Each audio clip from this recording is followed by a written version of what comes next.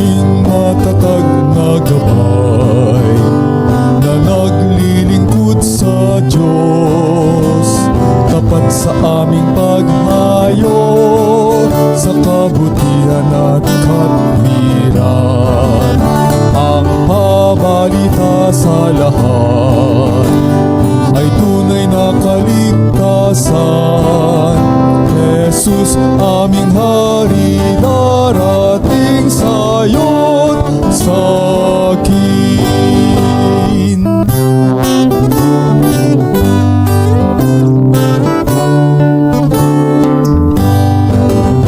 Aming matatag na gabay na naglilingkod sa Diyos. Magandang hapon po muli sa inyong mga taga-subaybay. Ngayong hapon po ay magpapatuloy po ang ayon sa kasulatan Gabay sa Kalusugan. So temporarily po ngayong hapon, ang makakasama nyo po, ako po si Yelen Di Camacho, inyong lingkod, at kasama ko rin po si Brother Fernando Camacho. So ngayong hapon po, magkakaroon po tayo napakagandang topic na kung saan ito'y related po sa ating mga first aid.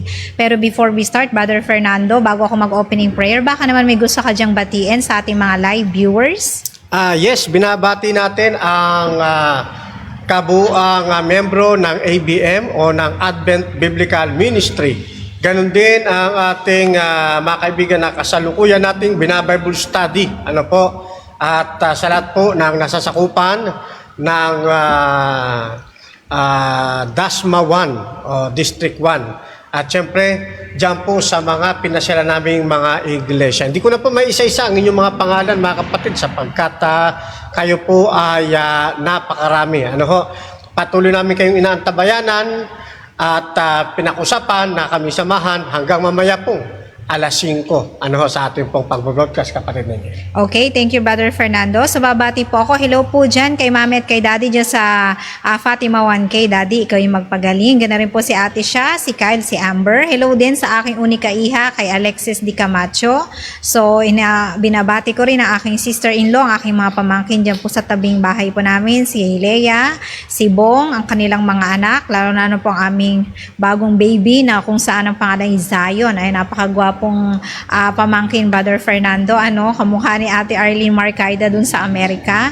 So ngayong hapon po, binabati ko rin po si Brother Don na wala naman talagang kapaguran sa paglilingkod sa ating gawain. So shout out sa iyo. Ganoon rin po kay Sister Berna Argente. Binabati ko rin po dyan sa Amerika si Ate Bot Patalinhug. So kamusta na dyan? Nag-snow pa rin ba?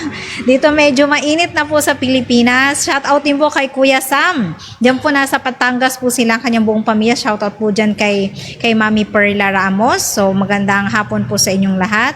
Binabati ko rin po si Jasper na nandiyan po sa Saudi Arabia. So magandang hapon sa iyo at belated happy birthday po pala Kuya Junel. So nawa ang pagpapala ng langit, kalusugan at mabuting pangangatawan at biyaya ng pinansyal ang patuloy na ipagkaloob sa inyo. So ngayong hapon po, tayo po muna ay manalangin bago po tayo magpatuloy sa ating pong paglilingkod ngayong hapon. Tayo po ay pumikit.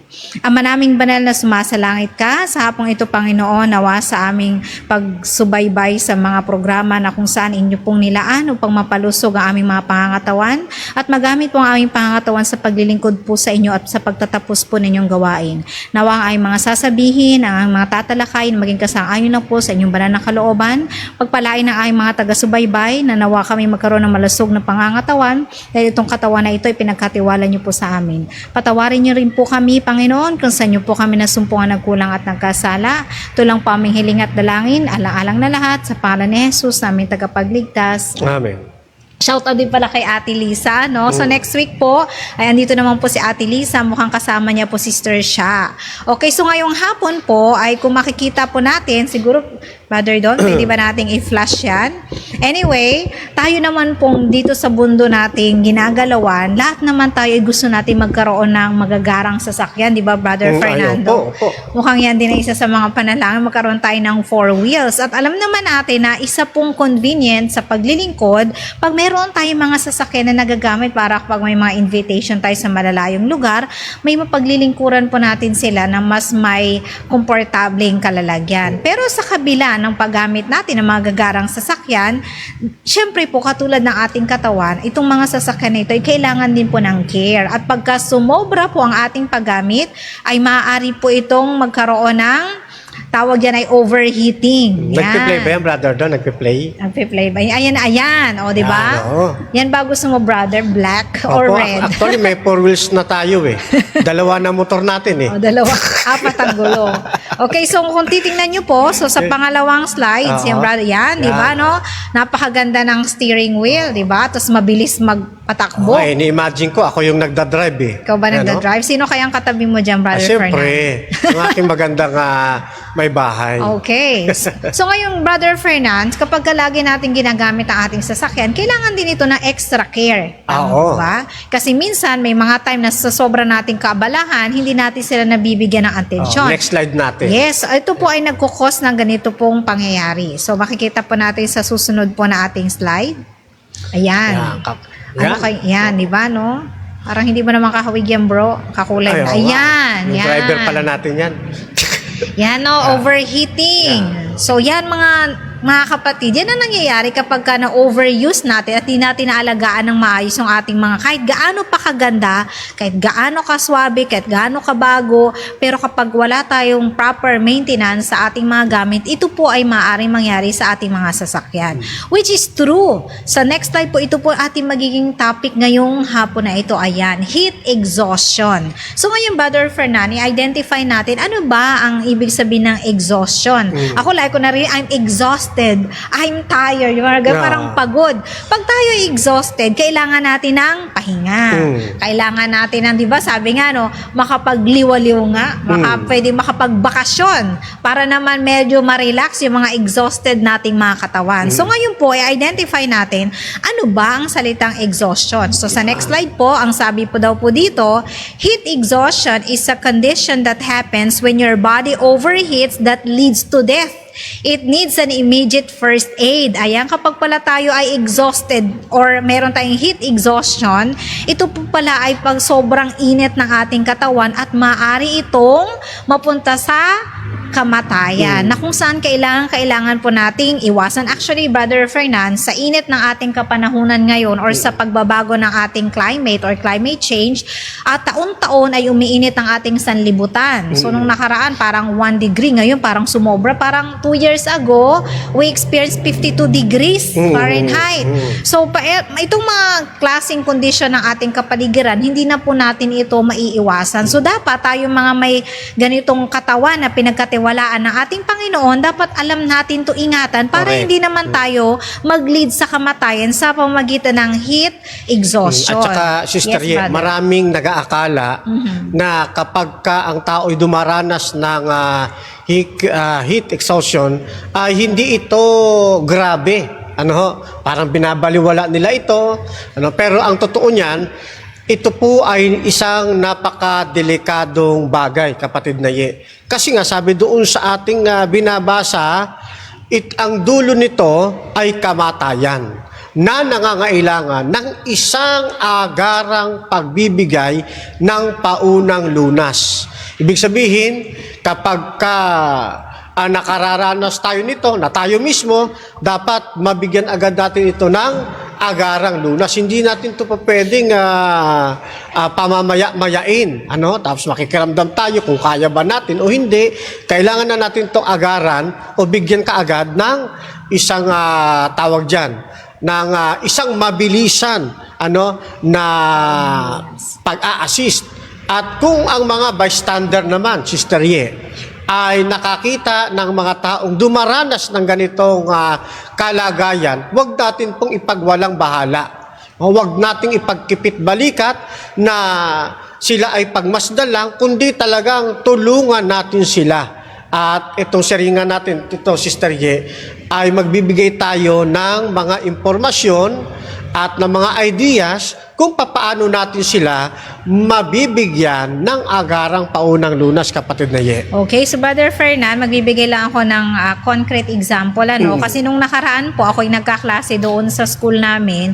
Yung estudyante ko po ay nag-work siya sa outside. So parang 4 hours siyang nakabilad sa araw. And then nagklase kami, bigla kami pumasok doon sa yung alanganing aircon. So hindi pa na-on, so mainit. So parang nagsusuka siya and then gusto niya mag-diarrhea tapos pawis na pawis siya. Sabi ko, I think meron kang yan overheating sa katawan. Sabi ko sa kanya, ang gawin mo, mag-relax ka, mas maigi pa, kay uminom ng tubig kahit papaano, and then doon ka pumunta sa yung sasakyan na di aircon kasi talagang iba na yung pakiramdam niya. So, kinancel ko yung klase namin kasi alam kong hindi maganda yung kanyang pakiramdam. And then sabi ko, kung kaya mo pa, dumiretso ka sa ospital. Yan. So, ang ginawa niya, medyo nagpahinga siya dun sa aircon. Nang nahimasmasyan siya, ay dumiretso siya sa ospital. At yun nga, sabi ng doktor, siya ay muntik na siyang ma-heat stroke. Kasi nga, galing siya sa arawan ng 4 to 5 hours. Tapos, pagpasok niya, wala ring aircon, walang exhaust. So, siya ay nagsisweat ng mainam, tapos nagsusuka. Kaya ko sa kanya, naku, hindi tayo makakapagklase. So, kailangan mo talagang pumunta sa malamig at magpa-cool down ka ng iyong temperatura. Ayun, sa awa ng Panginoon, siya po ay naging maayos na ang pakiramdam. Ngayon, Sister, nabanggit mo na rin yung heat stroke. Mabigyan natin ito ng pagkakaiba o ng definition. Ano ang pagkakaiba ng heat stroke doon sa heat exhaustion, kapatid na Ye? Okay, so basahin po natin mga kaibigan, pakidagdagan na lang ng R, yan po ay heat stroke. Sabi daw po dito, the heat stroke is when the body fails to regulate its own temperature and body temperature continues to rise, often to 100 degrees Fahrenheit or higher. It has severe manifestation at it needs longer recovery. Ayan, so kapag pala heat stroke, Brother Fernan, ito pala yung kapag ang katawan natin ay hindi niya kayang i-regulate para magkaroon siya ng tamang temperatura. At patuloy na tumataas, minsan umaabot po to ng 105 degrees Fahrenheit o mas mataas pa. At ang isa pong danger nito ay, ito po ay masyadong matagal bago makarecover pagka nagkaroon po ng heat stroke. At minsan, ito po ay naglilid pa sa ibang mga karamdaman, Brother Fernando. And then, let's identify, ano naman ang heat exhaustion?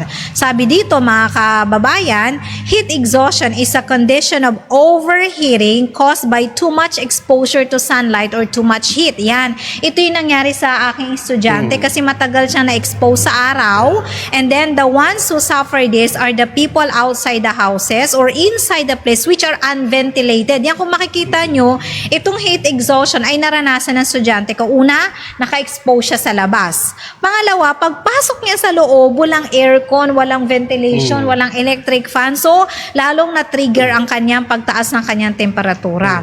Ngayon, mga kaibigan, mga taga-subaybay, ang heat exhaustion ay mas madali itong makarecover kesa po sa heat stroke. Kasi alam natin, Brother Fernan, kapag ka na heat stroke tayo, alam naman natin yung ating brain ay maraming cells. At kung ito'y mamamatayan ng mga cells, ito'y magkakaroon ng pagtigil ng kanilang paggawa. Kaya kailangan malaman natin ano ba ang pinagkaiba ng heat stroke at heat exhaustion. Kaya sa mga taga-subaybay, ngayon po medyo malamig-lamig pa.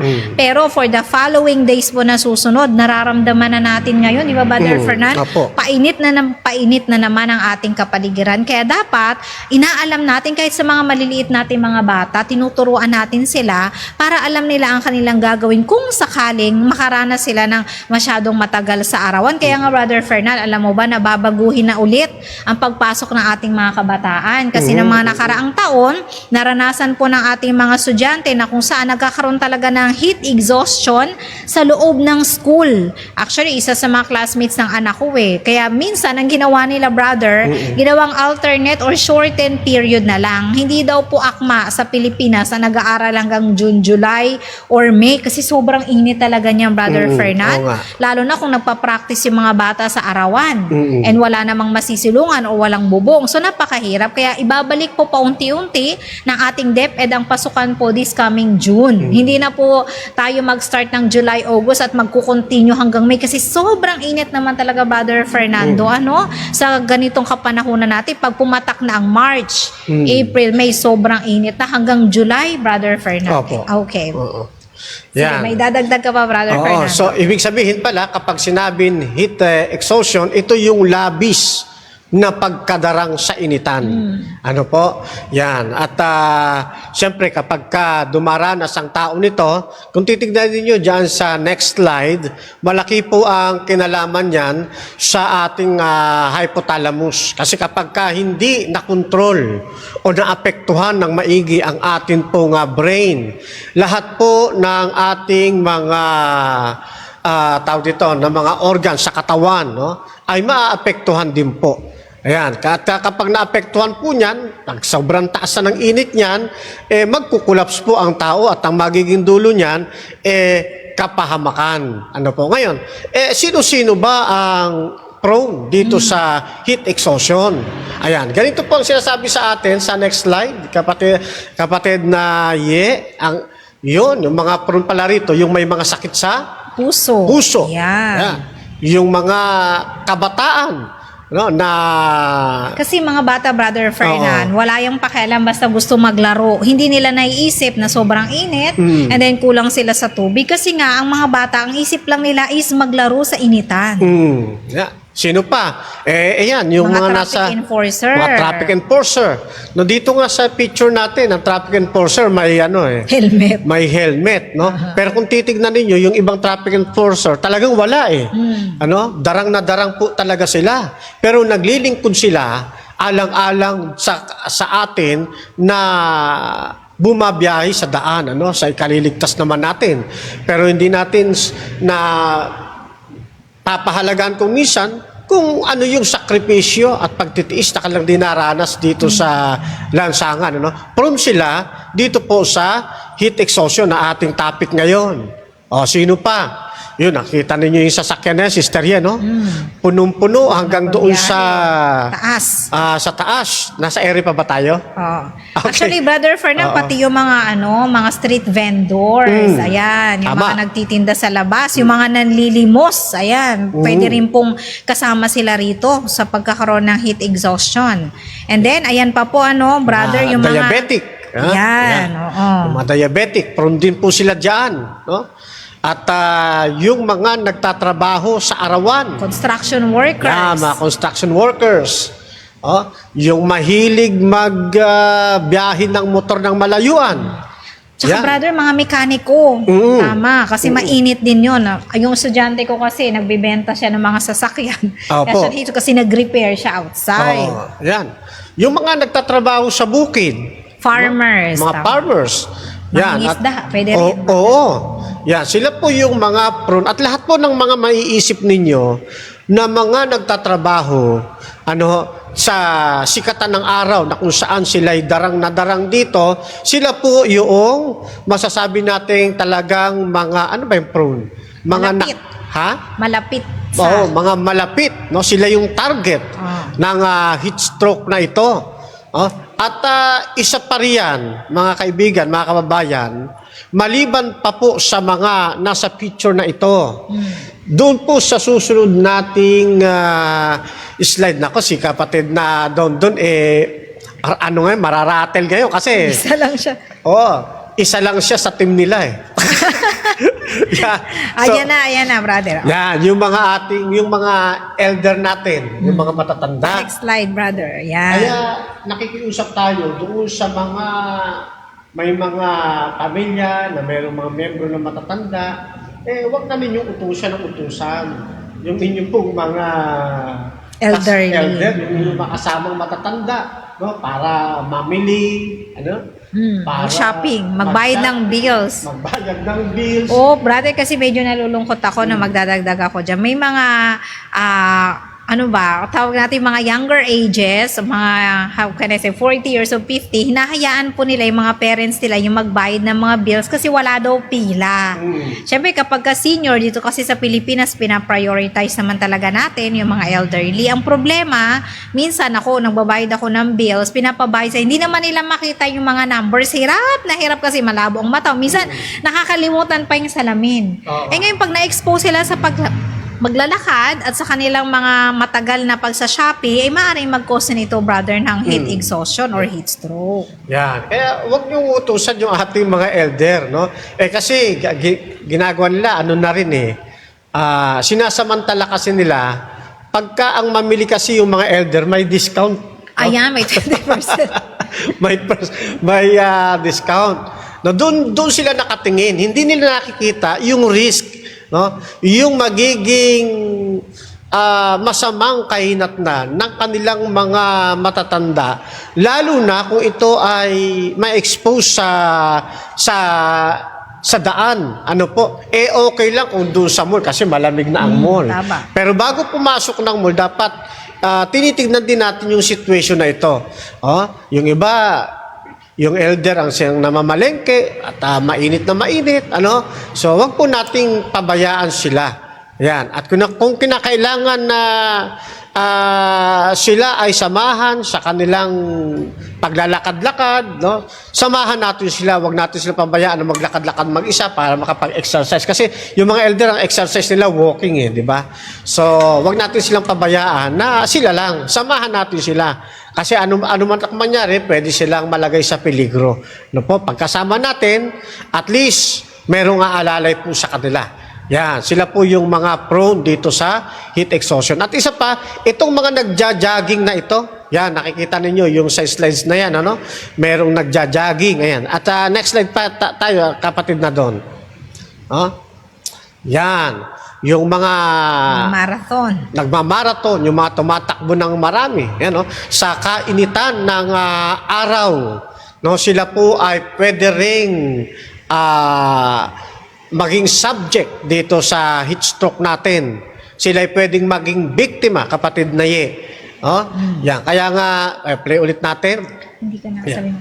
Yan, makugulat ka na lang kasi bigla na lang silang hihinto sa labis nilang kapaguran. So, sige pa, next slide natin. Yan. Makikita natin na tutungon na lang silang bigla, at hapong-hapo. Dahil yan sa dinaranas na nilang heat exhaustion. Kaya naman ipinapayo natin, kapatid na kapag tayo ay magpapalaro, halimbawa na mga ganito, yan. Kapag kayo ay magsasagawa ng mga ganyang pagpapalaro, tiyakin po ninyo na dapat ay meron po kayong nakalaan na malamig na tubig. O di kaya hindi naman ganun kalamigan, kundi meron silang maiinom na tubig para maibsan yung kanilang pagkakadarang, kapatid na Kasi kapag wala ito, baka kapusin sila, magugulat ka lang, tutumba na lang sila bigla. Kasi alam nyo naman, yung mga tumatakbo, lalo na't mga nadadarang na sa init, lahat ng electrolytes sila, lalabas po yan. Bababa yung kanilang resistensya. Kaya kailangan, bago tayo magsagawa ng anumang mga pagpapalaro na may kinalaman sa pagkabilan sa araw, dapat ay meron po tayong mga tubig na nakalaan, na kapag sila nangailangan, ay dadamputin na lang po nila. So, ganyan po ang dapat nating magiging paghahanda. At hindi lang yan, kung hindi naman kayo nagpapalaro pero kayo ay isa sa mga tawag dito, player. Isa sa mga player, huwag kayo magpapabaya na maubusan kayo ng tubig. At kung kayo naman ay bystander at nakikita ninyo na mayroong taong kinakapusa sa tubig, abutan na po ninyo ng tubig. Nang sa ganon, ay makakatulong na po tayo. Nakakapagbigay na po kayo ng agarang pagpe-first aid. Hindi pa man siya bumabagsak, pero naagapan na Naalala kaagad. ko yung palabas na water boy, Brother Fernando, Yeah. Kaya, isang mahalagang bagay, kapag meron tayong alam sa pagbibigay ng agarang paunang lunas, marami tayong matutulungan. Ngayon, isa pa na idealistic na pwede nating magawa dito sa next slide. Okay? Next slides natin. Yan.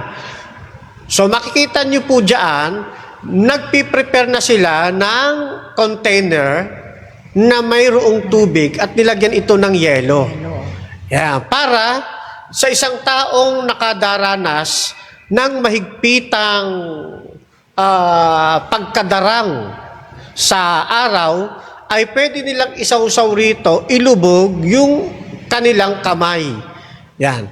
At syempre, ang mararamdaman syempre ng isang taong lulublob dito, maiibsan yung init na kanilang nararamdaman. No? Kasi kapag hindi nila, pag wala tayo nito, hindi tayo preparado sa mga bagay na ito, lalo na sa mga tumatakbo, sa dami ba naman nun? Kung lahat yun mag-collapse. So mahirapan tayo na magbigay ng agarang first aid. Kaya wala pa man nangyayaring pagkukulapse, at least meron na po kayong nakaprepare na container na may tubig na mayroon pong yelo. Yan. Para pag inilubog nila yung kanilang kamay, imagine na lamang ninyo, kapatid na di ba? Pagka mainit na yung pakiramdam mo at ilubog mo yung iyong kamay, anong mararamdaman natin? Iginhawa na. Yeah, bababa yung tayo, no? Yung napakainit nating temperatura na pwedeng maging sanhi ng kamatayan ng tao, bababa po 'yon. At ma-regulate ba tawag doon? Mailalagay sa ayos yung ating temperature. Yan, malaki po ang may tutulong po niyan, mga kapatid.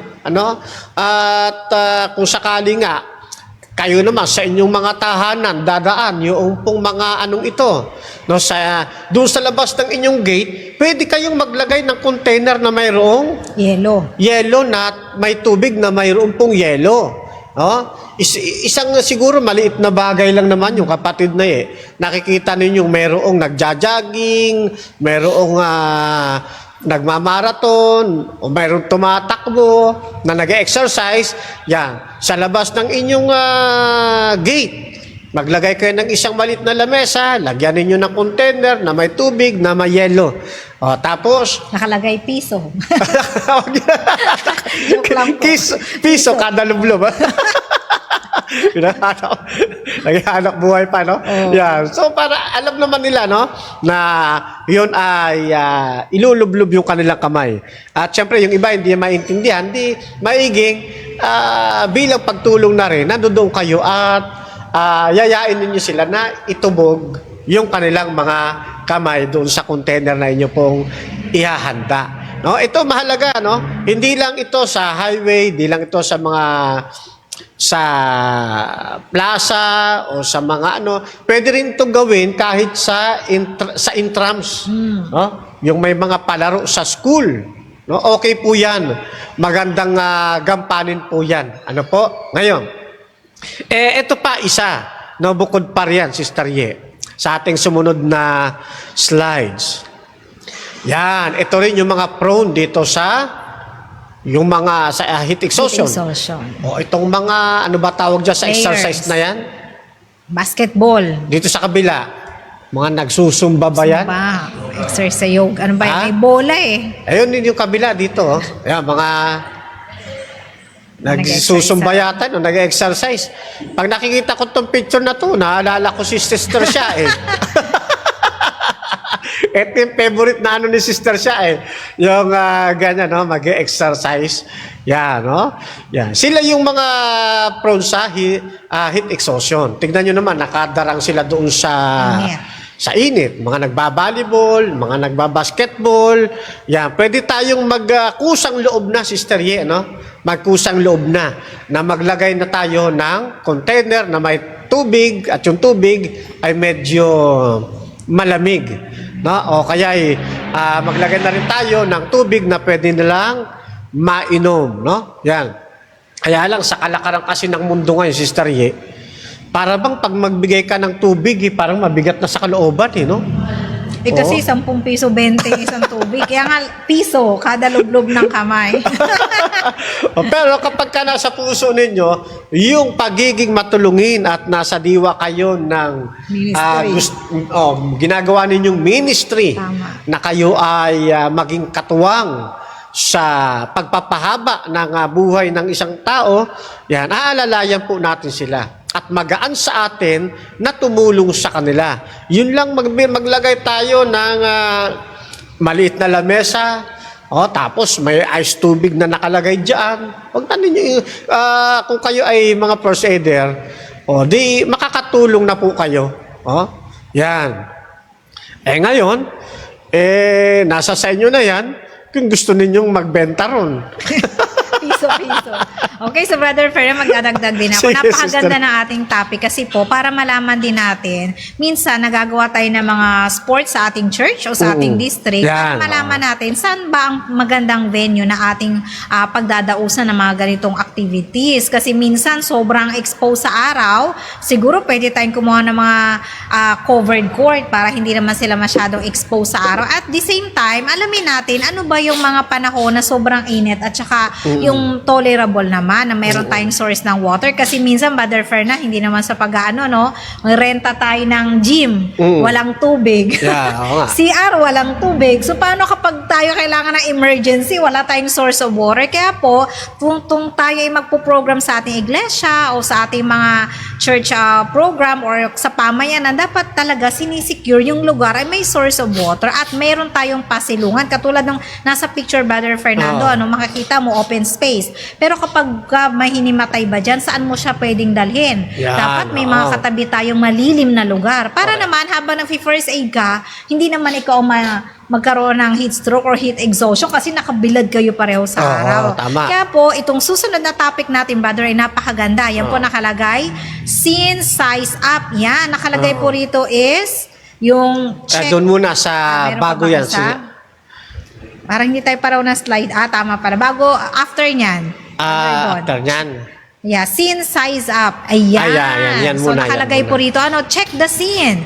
Make sure that the place or scene is safe before operating any emergency rescue or performing first. Ayan, tama. Kaya binanggit ko, Brother Fernando, no? Pag tayo nag-rescue, dapat tayo safe din. Correct. Kasi mahirap naman na tayo yung pag-asa nung isang biktima, tapos pareho tayong magiging biktima. Oo. Wala nang liligtas sa atin. Kaya dapat po, chine-check natin kung ito ba ay safe sa'yo, sa iba, at dun din po sa biktima. Hindi lang pwede yung tayo lang o yung biktima lang yung safe, tapos yung nag-rescue naman ay unsafe. Oo. Bigyan kita ng isang example. Sige. Ito yung totoong karanasan na balita doon sa Korea. May isang factory daw po na nasunog. So, nang nasunog siya, yung ibang mga workers ay nakalabas na. Tapos may isa pang lumabas na lalaki. So, ang ginawa ng dalawang firefighters, kasi gusto nilang i-save. Kung meron mang naiwan doon sa building, pumasok sila sa loob. Kaso Brother Fernan, gumuho naman ang factory. Oo, So pareho silang namatay. So yung dapat magliligtas pa ng buhay ay pareho po silang nabagsakan po ng building kasi totally nag-collapse. Kaya po dapat bago tayo mag-rescue, tinitingnan po natin yung lugar. Tayo ba ay safe din? Kasi imbes na nakasave tayo, baka tayo ay nadamay pa. So mahirap yun, Brother Correct. Fernan. Oo. At saka balikan ko yung sinasabi mo kanina, kapatid na ye. Ano mang ating event, ano mang ating gagawing, ano ba tawag dyan? Activity. Ano? Activity. Activities. Yan. Dapat mainam na maglalagay po kayo ng mga first aider. Ayan. Para in case na mayroong mga ganyang situation, ay mayroong mga first aiders na magiging katuwang ng ating church.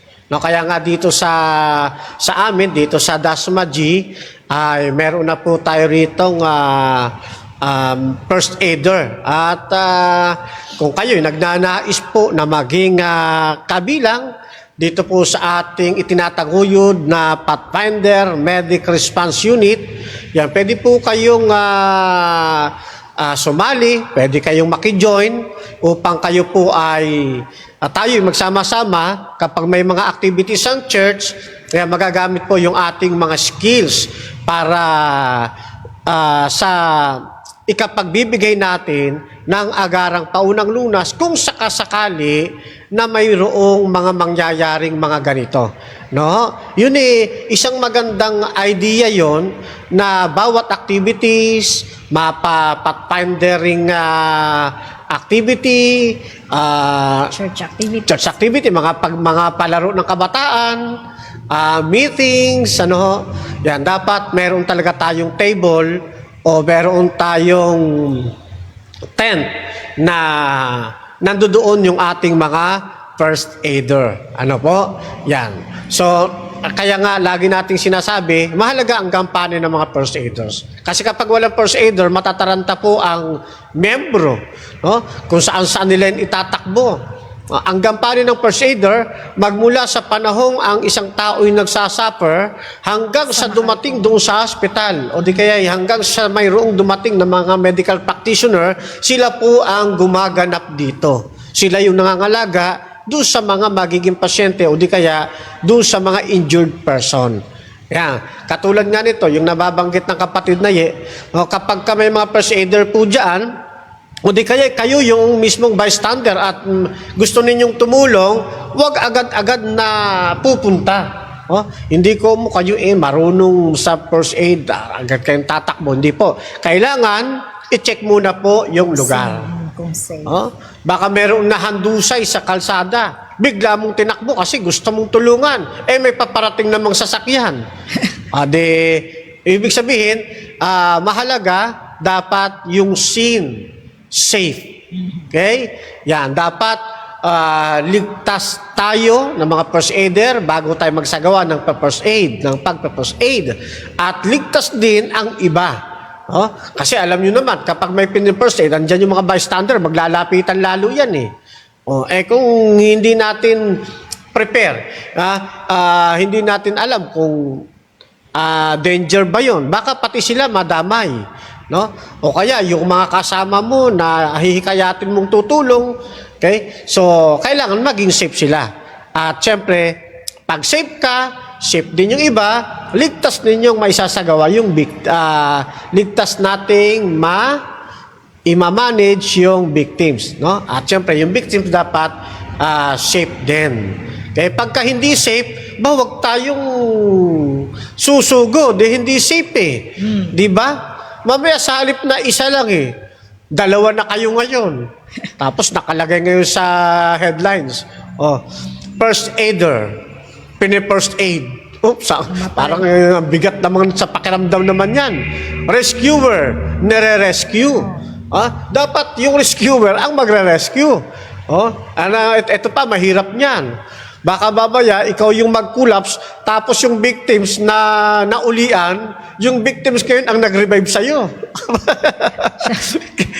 Hindi maganda ito. Ang pangit na panoorin. Kaya tama yung binabanggit ng kapatid na dapat ay i-check muna yung scene bago tayo magligtas. Kagaya nung example na binigay sa atin ng kapatid na Balikan natin yung sa field, Brother Don. Yung kanina, yung nalagpasan natin. Yan. Ayaw mag-play. Yan. So, yan. Alam niyo kasi, yung pong pagkadarang sa initan. Sa isang iglap niyan, bigla po silang nagkukulaps. Yan. Magugulat ka, bigla na lang silang tutumba. Na kapag wala pong mga first aider, ang naririyan, ay agad silang mababawian po ng buhay. At syempre, mahalaga sa pagpa-first aid na katulad ng ating nabanggit, meron na kagad nakaprepare na box na mayroong tubig. Yan. Nakikita mo ba yung Sister yung pinaglagyan? Yan, pwedeng isang malaking planggana. Yan. O di kaya ay tub. Tapos, lalagyan po yan ng yelo. Yan, Yun, nakita nyo, ibinubuhos. Yan, lalagyan ng yelo. Para ano't ano man na mangyari, meron tayong pagpe-first aid. At mapapansin ninyo na ginagawa dyan si Sister binubuhusan din ng tubig yung kanyang ulo, Ano pa napapansin mo sa ginawa nila? Siyempre, hindi nila pinapabayaan. Tuloy-tuloy ang pag-check sa kanyang temperatura. Correct. At yung towel na yun, mahalaga yun, Sister yung inilagay sa kilikili. Kasi kapag wala yan, pag anytime, pwede yung dyan pwede yung malunod dyan. Bumagsak ang kamay. Pwedeng bumagsak po yan.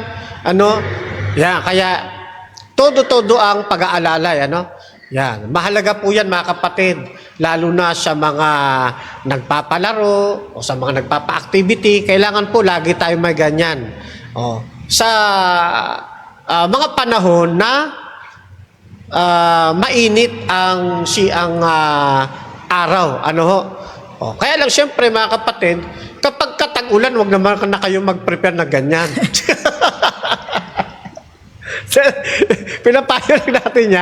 Pinapayo lang natin yan kapag mainit ang panahon. Kapatid Daye. Okay. So makikita din natin, brother, no, sa next PPT, i-play natin. So paano natin ipe-prepare ito?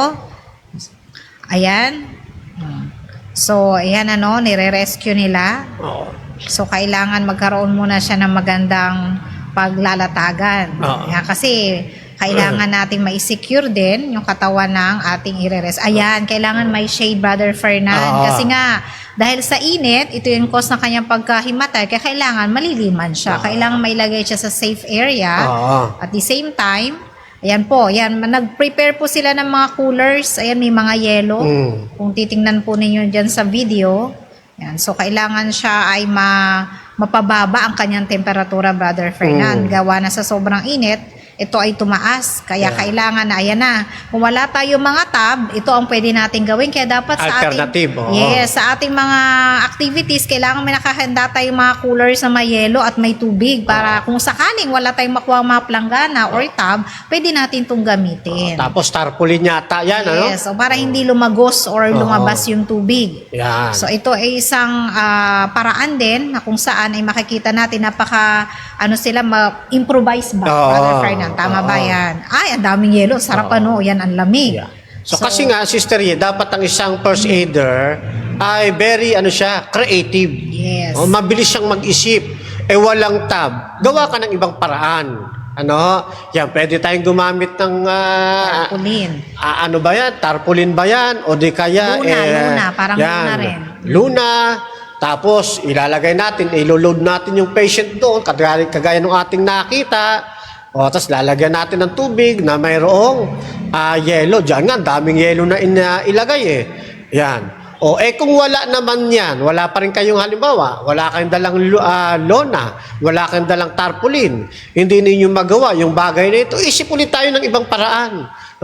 Pwedeng yung ating mga dala-dala namang mga kumot, pwede naman natin yung basain. Ng malamig na tubig. Yes, ibalot. Yan. Ibalot natin sa kanya. Tapos kaya buhusan natin yung kanyang katawan ng tubig. Tapos yung kanyang ulo, dahan-dahan nating buhusan. Yung hindi naman siya malulunod. Maraming paraan para tayo ay makapagbigay ng agarang paunang lunas. Kasi, Sister Ye, kung hindi natin gagawin yan, mamamatay na lang itong dumaranas. Kaya nga hindi basta-basta itong heat exhaustion akala nila basta-basta lang ito, dadaanin lang sa pahinga. Hindi po. Yan po ay nagdaranas. Ang kahulihan po niyan, ilang minuto po yan, kamatayan po yan. Yan. Titigil po ang puso niyan, titigil ang paghinga niyan, tapos hindi pa kayo marunong mag-CPR, di kamatayan talaga ang magiging dulot niya, Sister Ye. Yan. So, nasaan na tayo? Siguro, i-play natin yung susunod na video. Yan, na slides. Yan. At lagi po nating panatilihin na meron tayo dapat sasakyan na naka-standby. Yan yung po yung preparation. May mga coolers, may drums. Yan. Naka-prepare talaga. Tapos merong sasakyan para in case na tawag dyan na kinakailangang isugod na doon sa hospital ay gawin na natin. Ano po? Yan. Pero take note mga kapatid pag kayo po'y magdadala ng sasakyan, wag po tricycle. Kasi alam nyo, kapag ang isang tao, halimbawa, yung nakaranas ng heat exhaustion, tumigil po ang paghinga niyan. Tumigil po ang pulso niyan sa gitna ng pagtatravel. Sa loob, halimbawa, isinakay ninyo sa sasakyan, tumigil ang pagtibok ng puso, tumigil ang paghinga. Hindi ninyo masi-CPR po yan sa tricycle. Kaya dapat po, sa talagang pwede siyang makahiga kung sakasakali man na mawalan siya ng malay. Na pwede tayong makapagsagawa ng pag-CPR habang tinatravel natin. Okay? At isa pa, isang babala po, mga kaibigan, mga kapatid, kapag tayo'y maglo-load ng ating patient doon sa sasakyan natin, dapat may kasama. No? Hindi po pwede na yung driver maglo-load doon sa sasakyan, pagkatapos isasara niya yung van mo, halimbawa, kung van, o di kaya, o basta sasakyan sa loob, tapos siya rin ang magmamaneho, delikado po yun mga kapatid, huwag po ninyong gagawin. Kasi may mga pangyayari po niyan, habang nagdadrive ka, papunta ka sa ospital, biglang mawalan nga ng malay, biglang mawalan ng paghinga, mawalan ng pulso yung ating iniload sa sasakyan. Sino magsi-CPR sa loob? Diba? Sino makakamonitor noon? Ayun, baka pagdating nyo sa hospital, dead on arrival na. Kaya dapat, pag kayo'y magta-travel, lagi pong may kasamang marunong mag-CPR. At huwag iiwanan ang patient sa loob ng sasakyan. So, ganun po ang proper po niyan, mga kapatid. Yan.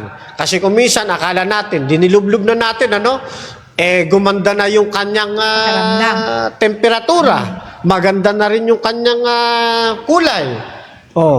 Yung pala, maya-maya, bigla siyang magkukulaps.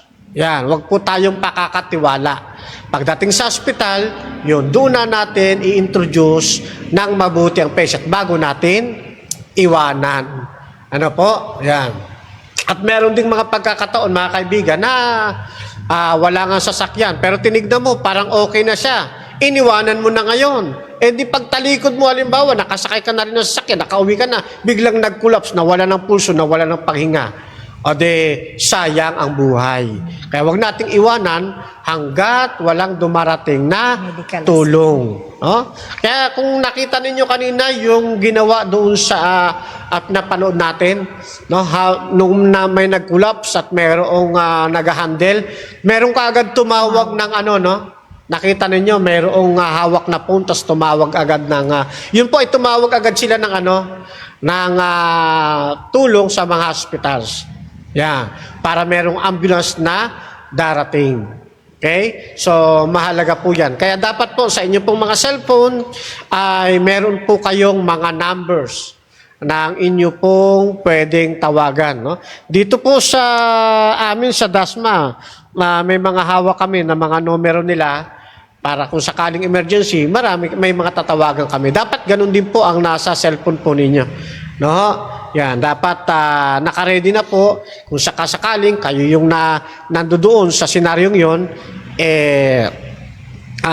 makatawag kagad tayo ng tulong, kapatid na Ye. Okay, so punta tayo, Brother Don, sa next slide. Tingnan natin itong isang kabataan na nagja-jogging na kung saan ayan, kung makikita natin, sa kanyang pagja-jogging, ayan, biglang sumakit ang kaniyang tiyan. Okay, tapos ayan, nahimatay. So, heat exhaustion. So, sa susunod po na slide ay aalamin natin ano ba yung mga sintomas. Tama ba? Sintomas daw or sintomas? Sintomas na kung saan ang isang tao ay nagkakaroon na ng ganitong uri ng heat exhaustion. Sabi daw po dito, una ay, pagduduwal. Yung estudyante ko, brother, nagsusuka. Tapos, labis na pagkapagod. Hindi normal na kawalan ng lakas. Tapos, yung labis na panghihina, yung halos di ka na makatayo. Tapos po yun, balisa, parang hindi ka mapakali. Parang hindi mo alam kung anong nararamdaman mo. And then, yung headache or pananakit ng ulo, pagkahilo. And then, yung nagkakaroon tayo ng pagiging pale or pamumutla. So, nawawalan tayo ng kulay. At the same time, ayan po, naulit po yung pagduduwal. At tapos po, yung ating skin po, mainit yung ating balat. Init yan. And then, nagbubutil-butil yung pawis. So, nakita ko sa estudyante ko, Brother Fern, talaga namang tuloy-tuloy yung maliliit niyang pawis. And then, yung pamumulikat. Ayan, yung mga cramp po, yung mga kamay, mga paa, daliri, ay hindi na po nila magalaw. Or minsan, sa tiyan, nangyayari din, Brother Fernand, nagkakaroon ng pamumulikat sa tiyan. And then, yung ating puso, yung tibok ng pulso, at ng puso ay medyo bumabagal or humihina na. So, ito yung mga signs sa kung saan nakikita natin na ito palang isang tao ay nakakaranas na ng heat exhaustion. So, Brother, may idadagdag ka pa ba dyan? Oo. Pagka nakakakita tayo ng mga ganitong pangyayari, ang gagawin po natin ayun na, yung pinlas na ng kapatid na Dondon. Yan. So, dapat ma-applyan agad natin ito ng agarang paunang lunas. So, ito po yung mga first aid management na pwede pong pwedeng magawa ng isang bystander o di kaya ng isang first aider. Dapat maialis po yung pasyente doon sa hot environment, no? O kaya katulad ng ating nakita kanina, no? Nilagyan siya ng parang bubong ng tent, no? Yan. At ipinapayo rin sa atin kung aalisin natin siya at ilalagay natin siya sa isang lugar, mas mainam na halimbawa kung tayo ay nasa open area at maraming puno, yan, doon sa ilalim ng puno, no? O kaya sa mga halamanan, makakatulong din po kasi yun eh. O kaya sa tabi ng sasakyan, kung walang-wala talaga. Sabi nga ni Sister Ye, kung mayroong aircon eh, di ba? Doon mismo sa aircon. Yan, malaki po maitutulong po niyan. Yung sasakyan, pwedeng panda rin, papasok sa sasakyan, mag-aircon, makakatulong po yun. At least naalis siya doon, Sister Ye, sa hot environment. Yan. Tapos pangalawa, Sister Ye, ano daw dapat gawin? Ayan, dapat paypayan. Kaya minsan, di ba, pag wala tayong source of air, kailangan paypayan talaga natin. Tapos yung mga, sorry for that, yung mga gossiper, ayoko nang gamitin yung salitang M. Dapat ay medyo layo-layo din pag may time. Kasi kailangan po ng enough na hangin po ng isang biktima. Pero kung tayo po ay laging nakikichismis, mawawalan po ng enough ventilation po yung ating biktima. So, kailangan tayo lumayo at kung mayroong isa na pwede magpaypay, paypayan po natin para ito'y makatulong po sa paghinga po ng ating biktima. Oo, medyo susundan ka dyan, Sige, Sister Ye, kasi sige, maganda na yung sinabi po ninyo eh. Pwede po ninyo yung mga bystander, pakiusapan. Kung mausap kayo ng isa, tapos sabihin ninyo na kung po pwede, i-handle nila yung paglayo ng mga bystanders para naman yung hangin ay makapasok doon ng mabuti sa ating sinasagawang agarang pagpe-first aid. Alam niyo yung mga bystander naman, napakababait naman po niyan eh. Pag yan ay kinausap po ninyo at meron diyang mangunguna, magugulat ka na lang, mayroong mag-aano sa kanila eh. Maglilid. Oo, may maglilid, no? Tapos kukuha ka naman ng isa, makikiusap ka sa isang bystander na papaypay, makakatulong po sa kanila yon. Makakatulong po sa atin yon. Huwag nyo lang po pagagalitan, singhal-singhalan yung mga bystander. Pag sininghal-singhalan po ninyo yan, baka batuhin po kayo niyan. Baka sa halip na tulungan kayo niyan, di na kayo tulungan. Malaki po ang pwedeng magawa sa atin ng mga bystanders. Pwede ring, halimbawa, lumalala yung kalagayan ng victims.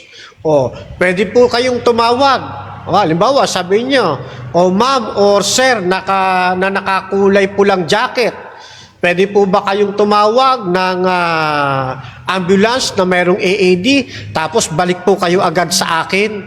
Yan.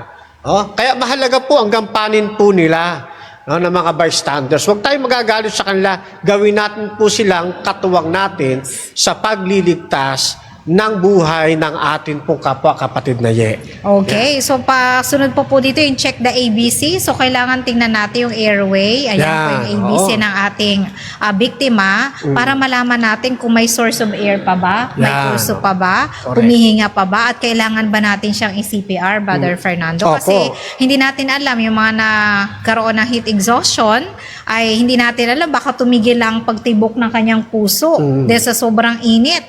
So alam naman natin na kailangan natin silang bigyan ng paunang lunas. Correct. And then, at the same time, if the patient's face is pale, kapag daw maputla, kailangan daw po yung kanilang paa ay nakaangat na 6 to 12 inches on the upper position. So, yan po kapag maputla. So, kung meron po kayong bag na dala-dala, pwede nyo po doong ipaangat ang kanyang paa. Or, pwede naman sa kung anong makuha po, dapat po kasi ang first aider ay resourceful. So, kung makikita nyo mga gamit doon, kung may stool, kung malapit sa kung sakaling may mga gamit na dala-dala or may box, or kung may bato dyan na pwedeng i-elevate, elevate, Yeah. ay pwede namang gamit. O yung mga bystander, pwede namang ipalagay sa kanilang mga binti na upper position. At tingin ko naman yung mga bystander, Brother Fer, ay gusto rin talaga magpabida-bida yan Yes, sa pagtulong. kasi gusto tumulong yan. Helmet, pwede. Yes, ayan, pwede rin po ang helmet. Paso. Ayan, Na, pwede rin. Pwede rin oo. po yun. Oo. So napakadami, kahit mga container na inumin natin, basta pwede Correct. ma-elevate po ang ating mga paa, 6 to 12 inches, para lang po manumbalik yung kulay ng ating pasyente. Yan. So para doon sa mga bago pa lamang na napapakinggan yung ABC, yan po yung pag-check ng airway, yung ititilt po ninyo yung victim para yung daan na ng hangin maging maalwan. Yung B, yung po yung kanilang breathing, no? Dapat Paghinga. ma-check natin siya ba ay meron pang paghinga. Itatapat natin yung ating pisngi doon sa bibig ng patient o ng victims. Kasi itong pisngi natin, sister, sensitive ito eh. Sensitive po yan. No? Madali niya makadetect kung may paghinga pa ba. Yung C ay circulation. Kung check natin yung pulso, ang pinakamagandang pag-check ng pulso sa carotid pulse. No? Diyan po, sa may part na yan, no? Yan. Baba ng Ayan, ng i-check panga. nga po ninyo, hawakan nga po ninyo yung inyong pulso, mga kababayan, dyan po sa labas ng ating screen. Walang tibok. Tumitibok pa ba? Yan yung ABC. Kasi kapag wala ng pagtibok yan, ba't kayo humihinga, impossible crime po yan, ha? Hindi po pwede yan. Walang pagtibok pero humihinga. Pag may pera daw, may tibok. Ayan, so, ang ibang ginagamit dyan, instead na ABC ay LLF, no? Yan, yung look, listen, and feel, no? Yung katumbas din po niyan, no? Sa isang serye natin, tatalakay natin paano ba mag-check ng ABC o paano gamitin yung LLF o yung look, listen, and feel. Siguro, lalagyan natin ng isang time na matalakay natin po rito. Maglalagay tayo rito ng atin pong dami. No? Yan. At yung binanggit ng kapatid na yun, napakaganda po nun. Dapat mapagmatsyag po tayo sa patient. Pag nakita daw natin, sabi ni Sister Ye, na yung kanyang mukha, ano ba yung pale? Maputla. Maputla o namumutla. Ibig sabihin ay hindi maayos yung kanyang circulation ng blood and air, no, sa kanyang brain. Itataas daw po natin yung kanyang paa ng 6 to 12 feet. Inches. Inches pala. Hindi pala feet. Ano yung vertical limit? Pag feet, nakatibarik na yan. Ay. Nakatibarik na yan. So, 6 to 12 feet. Kalahati o isang ruler. Yan. Yeah, kaya saktong-sakto dyan yung inyo pong bag o kaya helmet. Yan. At any kind, sabi ni bato, pwede naman yan, pwede ng bato, wag ipukpok sa ulo, ha? Papatungan lang ng paa. Yan. So, ilalagay nyo po siya roon up to 20 to 30 minutes. Kapag okay na yung kulay ng kanyang mukha, alisin na natin doon sa pagkakaangat ng paa. Yan, ibaba na ulit natin. Kapag yun namang mukha ang nakita nating pulang-pula, pauupuin naman natin. Yan, may Taas proseso naman ang rin po ulo. dyan, yan, para maging maayos. Ngayon, kung yan naman ang nangyari sa labas ng inyong bahay, at pwede namang ipasok sa bahay, kapatid na ano pwede natin gawin? Ayan, so sa next slide, Brother Don, makikita natin dito. Yan, so pwede natin siyang ihiga, ayan po, sa isang maayos na pwedeng kung may sopa kayo medyo malambot-lambot. At kung makikita natin, Brother Fernando, naglalagay tayo ng mga ice pack doon sa mga lugar na laging mainit. Tama ba, Brother Fernando? po. Yan, sa batok, sa ating kilikili, or sa ating mga singit-singit. Ayan, pwede natin yan lagyan para ito ay makapagpababa ng temperatura na sobrang init. Kaya nga di ba pag nilalagnat tayo, may init sa atin ang kilikili, Apo. singit yan ang mga pinupunasan ng ating Yan, batok, ang ating leeg. Tapos pwede rin yan, habang nakalagay ng ganyan, pupunasan din natin yung kanyang skin, Yes, braso, mga ng paa. tubig. Yan, At kapag kayo maglalagay ng ng yelo, wag mismong yelo ho Oh. Huwag direkta. Dapat babalutin niyo ng towel o ng panyo, ng ano. Katulad ganyan, no, may Kasi ice bag. nakaka-burn yun, Brother Oo, Fernan, yung nakakasunog direct din. po na pag didikit sa ating balat ng yelo ay napakadelikado. Oo. Kaya dapat balutin po naman natin ng maayos na tela. Oo, yung kanina naman nakita natin, ibinuhos direkta kasi may tubig. Ito kasi, Okay. Brother Fernan, Oo. sa picture natin may ice pack siya, pero kung wala, pwede pong balutin ng tela. Tela, nabasa. Improvise po tayo, ano? Yan. mga At saka kapatid. merong nabibili, sister, yung pagka ginalaw-galaw mong ganyan, lalamig siya, no? Tapos meron, yung isa naman, meron, pag ginalaw-galaw mo rin, nabibili sa mga ano yan sa mga butika, Drugstore, no? okay. Sa mga drugstore, umiinit naman, no? Yan. So, pwede tayong makabili ng mga ganon para sa paghanda. Ngayon, kapag ka nga wala tayong mga ice pack na ganito, sabi ni Sister Ye, pwedeng tela, no? At nakita niyo yung kanyang paa, no? Nakaangat. Nakaangat, Elevated. nakaangat. Yan. So, malaki po maitutulong yan, Sister Ye. Okay, so punta po tayo sa next slide. So ano dapat nating gawin? So first aid management po. So kung sakali namang medyo nahimasmasa na yung ating pasyente, sabi daw po dito, let the patient drink in safe way. Yan. So yan yung pagpapainom, hindi po nakahiga, Brother Fred. Oo. So kailangan Safe po way. iangat din natin ang kanilang ulo Oo. para makakainom sila ng maayos. Yan. At saka, kung bakit din binabanggit dyan yung safe way. Kasi, mga kaibigan, mga kapatid, mayroong mga nag-suffer ng heat exhaustion, bigla silang pinapainom ng tubig. No? Na nangyayari sa halip na maging maayos sana kalagayan, napupunta tuloy sa baga yung tubig. O di kaya nalulunod sila. Kasi, hindi pa ready yung kanilang mga muscles. Kaya dapat maging maayos muna, pakiramdaman ninyo kung okay na ba sila, maayos na ba yung kanilang muscles para pag inom ng tubig, dire-diretso doon sa dakong kalalagyan po nila. Ano po? So itong situation ito, ito yung mga nasa severe na situation, yung tawag dyan, bigla na lang nawalan ng malay, biglang nahandusay, wag agad silang papainumin ng tubig. Pero doon sa mga ano pa lang, may ulirat pa, may malay pa, katulad nga nung binanggit natin kanina, dapat may nakaredy na kayong iinumin nila para pag sinat nila yun, ininom nila yun, maaalwanan sila nun. Ito naman na number 1 na first aid management natin, iba ito sa senaryong yun.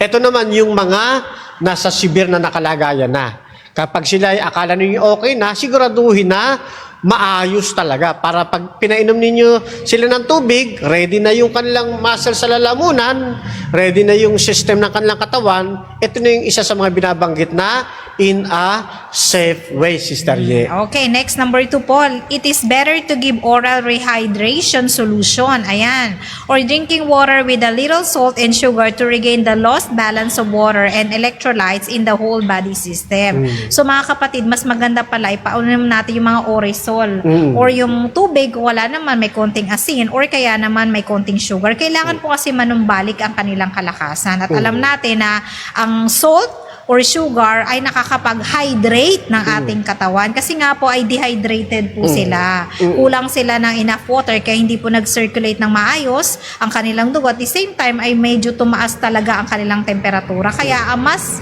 posible or mas safe po or much better po, painumin natin sila ng mga ganitong mga uri ng inumin, hindi lang basta tubig. So pwede nating lagyan ng konting salt, konting sugar para naman makabalik po yung strength mas mabilis po dun sa ating mga biktima. Yan. So, kasi nga ang ating topic ngayon ay heat exhaustion. Ibig sabihin, nadarang po sila ng mabuti sa kainitan. At kung may mga activities silang ginagawa, natural yung mga electrolytes ng kanilang sangkap ng katawan, mauubos po yun. Nabababa po lahat ng ito. Kaya kailangan maibalik natin ito sa tamang o sa pangangailangan ng katawan. No? Halimbawa, kung mayroong malapit na o may dala-dala kayong ORS, hindi pwedeng timplahin, ipainom in a safe way. Lagi natin sinasabi, in a safe way, kagaya nung sinasabi sa number 1, in a safe way. Ngayon, kung wala naman kayong dala, O kaya wala kayong mabilhang butika na malapit, ay pwede tayong mag-improvise. Sabi nga ni Sister Ye, dapat very resourceful tayo, creative tayo, no? So dapat ay papainumin natin sila ng tubig na mayroong asin at asukal. Gasino lang ba yung isang basong ganun, no? Lagyan po ninyo ng 3/4 na asukal, tapos isang pitch ng asin. Tapos haluin po ninyo po yan. Ipainom po doon sa patient o doon sa victims. Malaki na po ang maitutulong po niyan. No? Maganda po yung natural. Yes, natural way. Yan, asin. Ang gagamitin po nating asin, Rock huwag salt. po yung Iodized. iodized, kundi yung talagang rock salt. Yan. Himalaya. Uso na yung Himalaya. Ha? Pink salt. Yung yan. pink salt. Yan, no? Yung mga traditional, no? Tapos tubig, okay na 'yon. Kasi nga ang ating ay pagbibigay ng paunang lunas, no? Yan. At kung kayo aalis ng bahay, maglagay po kayo sa isang maliit na sachet, no? Yan, tubig, Asin. asin na may Asukal. asin or sugar. Magdala kayo sa maliit na portion lang, yung hindi maka-apekto sa inyong bag. O kaya, mag-ready na kayo, bago umalis, bili na kayo ng Orisol. O yung oral rehydration na solution. Yan. Maganda yung lagi tayo handa. Para pag dumating yung pangangailangan, hindi man sa atin, sa kapwa natin, makakatulong tayo. Ayun. At meron pang isang paraan, Sister Ye, doon sa ating next slide. Okay, next slide, Brother Don. Sabi daw po dito, sprinkle some water on the face and other parts of his body. Yan, tama. Ako, brother, may napanood akong sa TikTok, may mga nagja-jogging. Mainit ang sikat ng araw. Itong nagdidilig ng halaman, dinidiligan niya yung mga nagja-jogging. Ay, nakakatulong po yan para medyo ma-refresh po sila. So, sprinkle some water on the face and other parts of his body. So, kapag walang-wala naman talaga tayong tub, pwede natin silang, ayun nga, sprinklean or ano ba sprinkle sa Tagalog? Wisikan. Wisik-wisikan ng tubig at saka ibang parts ng katawan kasi kailangan po talaga nila na ma-refresh kasi po napakataas po ng kanilang temperatura. Another thing, Brother Fernan, is cold compress. Ayan, yung mga towel, ice bag, etc. Kaya nga dapat sa ating tahanan, nausong nga yung mga cold fever nating na mga gel dyan na nilalagay sa ref. Dapat tayo mga mommies, laging may nakahanda tayong yelo sa ating tahanan, lalo na po kapag mainit talaga ang panahon. At the same time, dapat may mga towels din tayo, kung wala tayong mga ice bags or ice packs, na ready nating lagyan kung sakaling may mga emergency nangyayari sa ating tahanan or sa ating mga kapitbahay. Yeah. Isa pa po is immerse the whole or some body parts of the patient into a tap cold water. Ayan, pwede naman po daw dun sa mga tubig na galing sa gripo. As much as possible, yung ibang part or pwedeng whole body, pero ingatan lang po natin ang ating mga ulo, no? Kapag po natin, baka pumalunod, sabi nga ni Brother Fernan. Sabi ni Brother, ni Sister Yet, ilubog daw yung buong katawan Tingnan nyo naman kung humihinga pa, wala nang paghinga, inilubog pa, baka yun ang ikamatay ng ating mga biktima. So, maging maingat po tayo. At saka, Sister Yan, hindi naman ibig sabihin dapat laging mayroong yelo. Kung walang yelo, pwede naman tap water lang di ba? So, iyon. Pwede rin, no? Paliguan. Yes. Di ba? Mag-shower. Walang shower sa bahay. Tabo. Di ba? Magtabo. Yan. So, maraming pwedeng gawin. Ano pa, Sister Yat? Yan. So, syempre po, habang ginagawa natin ang mga paunang lunas, dapat tumawag po tayo agad ng immediate help. Yeah. So, sabi nga po ni Brother Fernan, dapat alam po natin yung mga numbers na kailangan nating kontakin in terms of emergency. Kasi po, sabi nga, di ba, hindi natin alam kailan mangyayari ang aksidente. Kaya dapat tayo ay laging handa. At ang gusto naman ng Panginoon, tayo naman na kayang mga anak, dapat tayo laging order sa ating buhay. Kasi nakakalungkot isipin mga Kristiyano na matay dahil sa heat stroke. Actually, marami naman talaga sa kapag mainit ang panahon, Brother Fernan, yung mga nagbabike, na minsan ay nakukulangan talaga ng dala ng tubig. May artista pa nga namatay sa pagbabike. Kasi nga sa kasikatan ng araw, hindi na sa highway, wala naman siyang masilungan. So, yun. So, imbis na tayo po ay nakakatulong, kung wala tayong kaalaman, ay baka tayo pa po isang mga biktima. Kaya po bilang mga Kristiyano, dapat inaalam po natin ano po ba ang kailangan nating pag-prepare lalo na po sa ganito mga uri ng kapanahon. Lalo po, Brother Fernan, na ating bansang Pilipinas ay sobra naman talaga ang init pag natapos na itong mga Berber season. Correct, Nag-start na yung mga April. Nako, napakainit na yan. So, dapat sa mga magulang, ini-educate nyo rin po yung mga anak kung paano po ang gagawin sa ganitong uri ng panahon. Correct. Kaya nga buti na lang sa Pilipinas, Brother Fernando, no? Kapag daw tanghali, anong gagawin ng mga parents? May stick. Pasok sa loob. Tulog. Matulog. Paano yung mga kabataan na minsan kailangan magnegosyo or minsan nangangalakal kasi talaga namang wala silang source of income. So dapat ay alam natin anong dapat gawin sa kanitong uri na mga hindi natin inaasahang pangyayari. Yan. At dito sa ating last slide, ito rin yung isa sa mga maganda rin ito eh. Lalo doon sa may mga yung mga mayaman-yaman. May swimming pool. Yan, no? Yan, isama mo talaga doon Ako, sa... brother, pwede sa akin, hindi ako marunong lumangoy. Sa swimming pool. Kaya lang, Malulunod. may pasubali dito, mga kapatid, ha? Wag nyo naman, baka sa sobrang taranta nyo, i-dive nyo doon sa malalim, eh. Hindi naman pala kayo marunong lumangoy. Katulad siya sa amin, sister, eh. Ha? Tutulak ko na lang siya, brother. Kasi pag nalunod siya, hindi ko rin siya masisave. Ayun, no, katulad yan, no, pag tumayo siya, kaya. Oh, yan, kaya doon nyo lang dadalhin. Sa kaya ninyo, na pag tumayo kayo, tawag dyan, hindi kayo malulunod. Sobrang tarantay, sa 6 feet ninyo, 4 feet lang kayo. Nasa Tapos, Olympic pool ka pa. hindi kayo marunong lumangoy. Makakatulong po itong pool na ito para yung kanyang pagkadarang sa init na ikapagdudulot ng kamatayan ay may ililigtas po natin sila. Tanda natin, ang isa sa mga goal nating mga first aider, mga bystander na handang tumulong sa kanila, ay maprolong natin yung kanilang buhay. No? At mapigilan natin, ma-prevent, mahadlangan natin yung magiging mas malala pang mangyayari sa kanila. Dahil sa ating gagawing malakristiyanong pag-aalaga ay makakatulong tayo sa kanila. At lalo tigit, Sister Ye, huwag nating kalilimutan kailanman ang panalangin. Amen. Yan ang siyang lalong makakatulong sa atin para yung ating tinutulungan na binibigyan natin ng immediate first aid.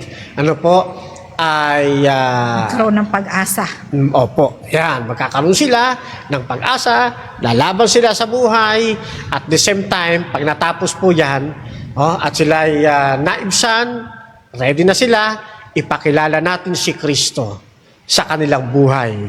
Na si Kristo ang nagtutulak sa atin upang tayo'y mabuhay.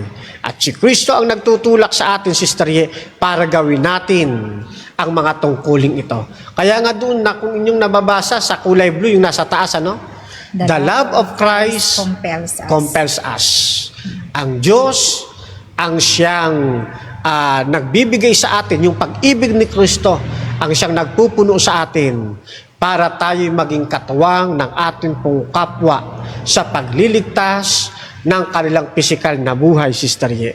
At lagi natin silang idadalangin sa ating Panginoon na makita rin nila ang biyaya ni Kristo, at kapag dumating na ang ating Panginoon sa ikalawa niyang pagbabalik, makakasama natin sila sa langit na bayan, kapatid na Ye. Amen. Actually, mga kaibigan at mga taga-subaybay, ang panalangin po kasi, yan po ang ating pinaka-immediate response sa ating mga panahon ng aksidente or emergency. Alam niyo po, hindi tayo magiging tarantahin, Brother Fernan. Ang panalangin po natin, ang Holy Spirit ang magagabay sa atin para magkaroon po tayo ng proper treatment dun po sa mga biktima. Kaya nga po, pagising natin sa umaga, dapat talaga unahin natin ang Panginoon para yung whole day natin na paggabay sa mga taong nakapaligid sa atin ay maging kasang-ayon talaga ng banal na kalooban ng ating Panginoon. So mga kaibigan, wala na po tayong enough time, pero babasa po ako ng ating mga live viewers bago po mag-closing prayer si Brother Fernan.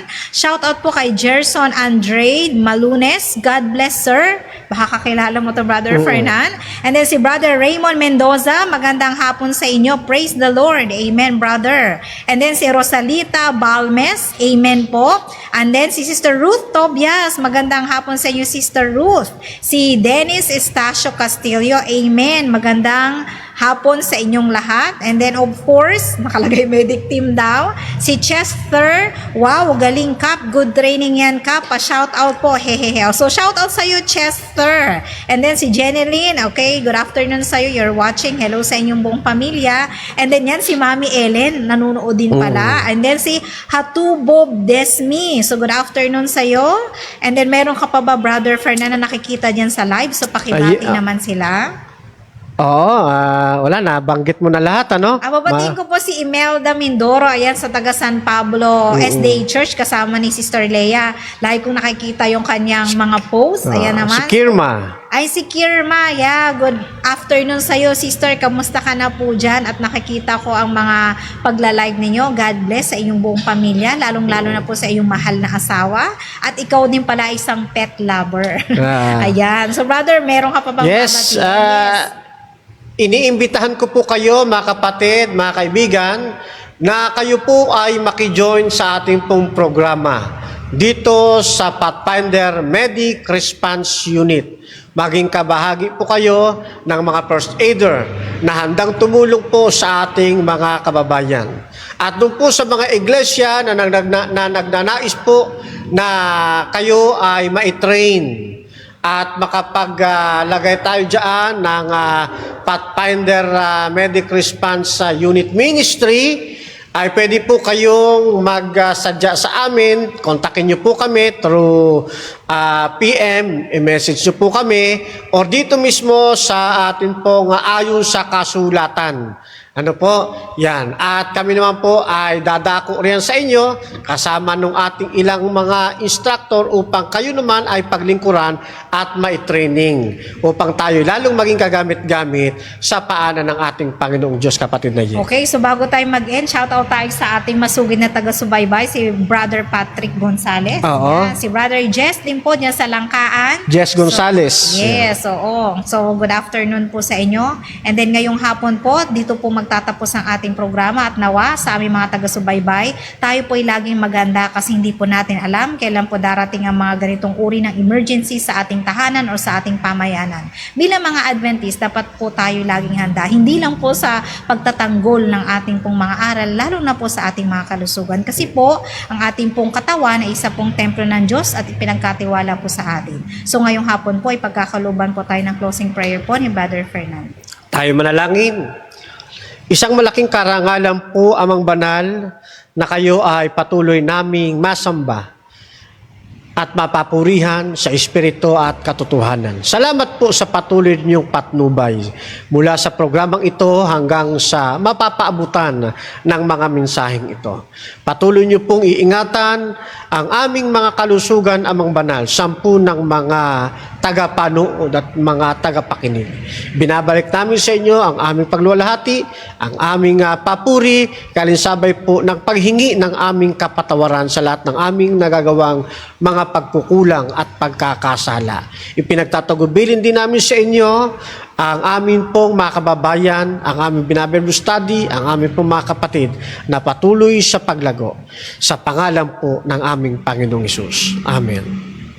Kaming matatag na gabay na naglilingkod sa Diyos, tapat sa aming paghayo sa kabutihan at katwiran.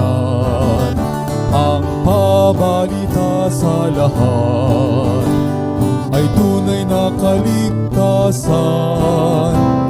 Jesus, aming hari, darating sayo't sa akin.